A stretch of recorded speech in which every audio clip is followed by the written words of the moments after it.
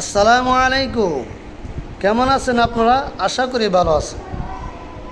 আবু হুরাইরা রাদিয়াল্লাহু তাআলা আনহু থেকে বর্ণিত, আল্লাহ রাসূল সাল্লাল্লাহু আলাইহি সাল্লাম বলেছেন, যেই ব্যক্তি দৈনিক সুবহানাল্লাহি ওয়া বিহামদিহি 100 বার বলবে, সাগরের ফেনা পরিমাণ যদিও গুনাহ থাকে আল্লাহ তাআলা মাফ করে দেবেন। এই জন্য ভাই, আমি আপনি সকলে যেন এই হাদিসের উপর আমল করতে পারি। বেশি দৈনিক যেন আমরা দিনে কমসে কম 100 বার সুবহানাল্লাহি ওয়া বিহামদিহি যেন বলতে পারি। আল্লাহ তাআলা আমাদেরকে তৌফিক দান করুক। ভাই, আমার একটা পেজ আছে, পেজের ভিডিও যাদের কাছে যায়, পেজের নাম দেখছি ইসমাইল ভাই করে দেখছি।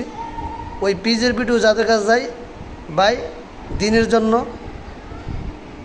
কমেন্ট শেয়ারগুলা করবেন ভাই। শুধু ব্যক্তির জন্য দিবেন না, কার দিনকে সাপোর্ট করবেন, দিনের জন্য শেয়ার কমেন্টগুলো করবেন, দিনকে প্রাধান্য দিবেন, দিনের কথা যারা বলে তাদেরকে প্রাধান্য দিবেন, দিনের বিষয়ে যারা চলাফেরা করে তাদেরকে সমর্থন করবেন।